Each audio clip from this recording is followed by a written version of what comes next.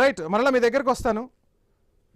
భరత్ రెడ్డి గారు, అటు విజయ్ మనం విజయం చూస్తూ ఉన్నాం. విజయ్ కూడా పార్టీ పెట్టే ముందు రకరకాల అంశాలు తెరపైకి వచ్చాయి. అసలు వాళ్ళ నాన్నగారు పార్టీ పెడితే అసలు ఆ రిజిస్ట్రేషన్తో ఆ పార్టీతో నాకు సంబంధం లేదన్న మాట కూడా విజయ్ మాట్లాడాడు. ఈరోజు మనం ఒకసారి గుర్తు చేసుకుంటే, రెండు, రజనీకాంత్ అవ్వచ్చు, కమల్ హాసన్ అవ్వచ్చు, విజయకాంత్ అవ్వచ్చు, చిరంజీవి అవ్వచ్చు, పవన్ కళ్యాణ్ అవ్వచ్చు, ఎవరైనా సరే ఇలా పార్టీ రాజకీయాల్లోకి అరంగేట్రం చేసే ముందు వాళ్ళ అభిమాన సంఘాలతో మీటింగులు పెట్టుకోవటం సర్వసాధారణం. అందులో భాగంగానే ఇప్పుడు ఈ అంశం తెరపైకి వస్తుందా? ఎన్టీఆర్ కూడా ఆ విధంగానే అడుగులు వేయబోతున్నాడా?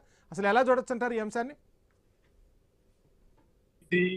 ఈ వార్తను మనం గమనించినట్టయితే ఖచ్చితంగా కొంత తెలుగుదేశం వాళ్ళు చెప్పినా చెప్పకపోయినా కొంత ఎన్టీఆర్ కు కొంత అసంతృప్తి ఉంది అనేది జనరల్ గా కనిపిస్తున్న అంశంగా మనం చూడొచ్చు. ఎందుకంటే 2009 ఎన్నికల సందర్భంగా ప్రచారం చేయడం జరిగింది. అప్పటి నుంచి పార్టీకి దూరంగానే ఉంటున్నారు. సరే, పార్టీపై విమర్శలు చేయకపోయినా పార్టీ నాదని పలు సందర్భాల్లో చెప్పినప్పటికీ మొదట్లో మనం చూసుకున్నట్టయితే ఆంధ్రప్రదేశ్ రాష్ట్ర రాజకీయాల్లో ఎన్టీఆర్ ఫ్యామిలీ అనేది టాప్ లో ఉండేది. నారా ఫ్యామిలీకి సంబంధించి 2వ స్థానంలో ఉండేది. ఎప్పుడైతే నారా చంద్రబాబు నాయుడు చేతిలోకి అధికారంలోకి వెళ్ళిన తర్వాత నారా చంద్రబాబు నాయుడు నారా ఫ్యామిలీ అనేది టాప్ లోకి వెళ్ళిపోయింది. ఎన్టీఆర్ ఫ్యామిలీ అనేది 2వ స్థానంలోకి రావడం జరిగింది.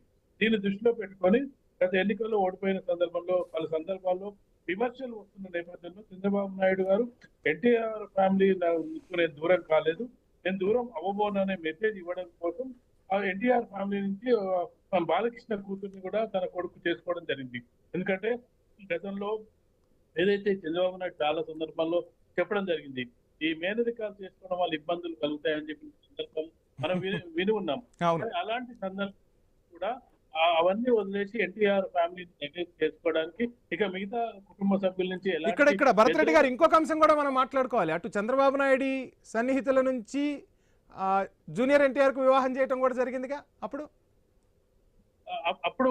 ఎన్టీ రామారావును దగ్గర తీసుకోవడానికి కూడా తన కుటుంబ సభ్యుల్లోని దగ్గరి బంధువులకు ఇవ్వడం జరిగింది. ఎన్టీ రామారావు దగ్గరికి జూనియర్ ఎన్టీఆర్ ని కూడా పార్టీ కష్టకాలం ఉన్నప్పుడు ఖచ్చితంగా కూడా ఒక నారా ఫ్యామిలీ తోటే అది పూర్తి కాదు, ఎన్నికల్లోకి వెళ్ళాలంటే ఖచ్చితంగా ఎన్టీఆర్ ఫ్యామిలీ కూడా అండదండలు ఉండాలనేది చంద్రబాబు నాయుడు మొదటి కూడా వాళ్ళని సైడ్ తోసినట్టే తోస్తున్నప్పటికీ వాళ్ళని కలుపుకోయే ప్రయత్నం చేస్తున్నారు. ఎందుకంటే వాళ్ళు మేము వేరు కాదు, ఎన్టీఆర్ ఫ్యామిలీ కూడా మాతోటి ఉందని చెప్పే ప్రయత్నంలో భాగంగా జూనియర్ ఎన్టీఆర్ ను వాళ్ళ కుటుంబ సంబంధించిన వాళ్ళకు పెళ్లి చేయడం, అలాగే డైరెక్ట్ గా బాలకృష్ణ నారా చంద్రబాబు నాయుడు కుమార్ నారా లోకేష్ ఇప్పుడు ఒకవేళ రేపు పగ్గాలు అప్పగించినా బాలకృష్ణ నుంచి ఎలాంటి వ్యతిరేకత వ్యక్తి అవకాశం ఉండదు. ఎందుకంటే తన అల్లుడే పార్టీ పగ్గాలు తీసుకుంటున్నాడని అభిప్రాయం నెలకొనే అవకాశం ఉంది. కాబట్టి చంద్రబాబు నాయుడు రెండు ప్యారలల్ గా చేస్తున్నట్టుగా కనిపిస్తుంది. నారా ఫ్యామిలీని ముందర పెడుతూ ఎన్టీఆర్ ఫ్యామిలీ వెనకాల వచ్చే విధంగా ఒక స్కెచ్ వేస్తున్న సందర్భాన్ని మనం చూడొచ్చు. ఇలాంటి పరిస్థితిలో జూనియర్ ఎన్టీఆర్ పార్టీ పెట్టినట్టయితే ఏ విధంగా ఉంటుంది, పార్టీ పెడితే ఎంతవరకు ఆ తెలుగుదేశం పార్టీ నుంచి చీలిక అని మనం చెప్పలేము.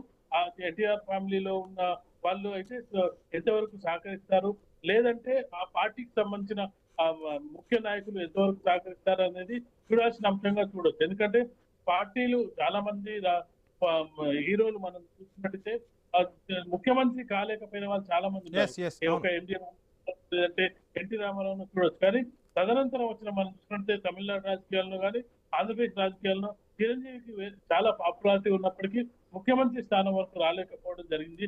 అలాగే రజనీకాంత్ తమిళనాడులో పార్టీ పెడతారు అని చాలా ఊహాగానాలు వచ్చినప్పటికీ అవన్నీ కూడా అసలు పార్టీ పెట్టకుండానే అతను వెనక్కి తగ్గడం జరిగింది. కానీ ఇటీవలి కాలంలో విజయ్ సీఎం అయిన తర్వాత అన్ని పార్టీలకు సంబంధించిన ఆ లీడర్ ఎవరైతే సినిమా స్థానంలో వాళ్ళ మీద ఫోకస్ ఇప్పుడు ముఖ్యంగా జరుగుతుంది. విజయ్ సీఎం అయింది కదా, మిగతా ఎవరైతే హీరోలు వాళ్ళు కూడా సీఎం అయ్యే అవకాశం ఉందా, రాజకీయాలకు వచ్చే అవకాశం ఉందా అనేది ఒక ఫోకస్ ఎవరైతే పాపులారిటీ ఉన్న సినిమా స్టార్ వాళ్ళ మీద భరత్ రెడ్డి గారు